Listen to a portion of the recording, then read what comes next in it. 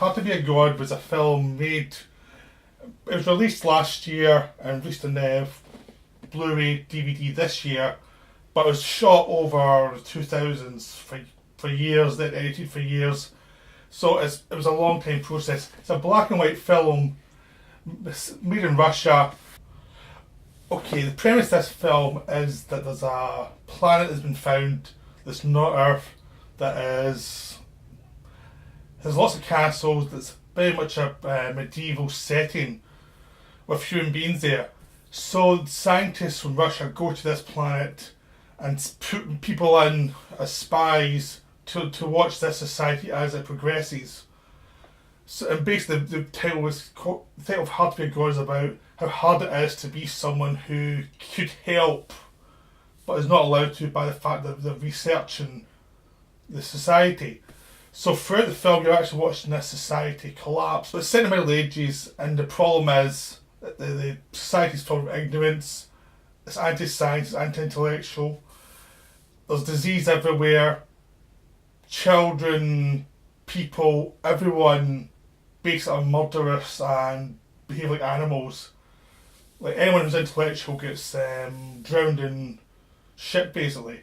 So it's a horrible society, and the leading character has to play along, and so basically he sits off as a king because he's the best fighter, and he starts to manipulate the different politics to keep himself in power, and you see these various people trying to take over for him, and he always defeats them. He ends up having to kill lots of people who were his friends, even though they were trying to kill him at the same time. So it's a very complicated story about a society that's just doesn't function. It's basically about evolution, how thought evolves, how thought can devolve, how people can behave terribly, and how people can just not interfere, and how people will just let things happen, even though they know it's not good for people involved.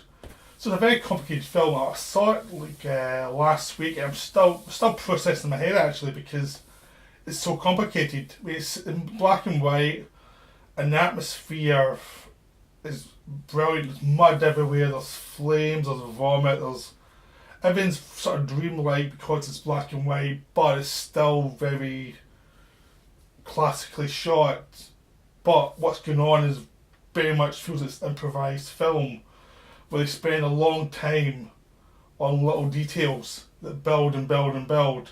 And there's details of stuff you might not want to even see, but it builds and builds a powerful atmosphere. So you're watching this hellhole, basically it's a living hell, for 3 hours. But the film just creates this atmosphere, and it actually shows you why a society cannot evolve, why it's trapped. Instead of saying, oh, these people should know better, it's like, this is how they don't know better. This is how lack of education can make people fall to the base of desires and act in ways that are destructive to themselves and other people, and how a whole society can devolve into that, how societies around about them can devolve, and basically cultures become this mess that can't move on. So you see them going to different places, and they're all very similar. There are a few differences, but they're all still basically anti-intellectual, anti-thought. It's all about survival. To the minute survival. There's no plan, there's no nothing.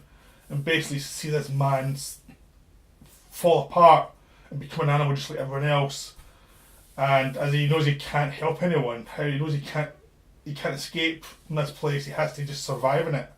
And it's only at the end when he actually is pulled out to go back to Earth, and it looks intellectual, he just looks haunted by the reality of people, the reality of how far humanity can fall.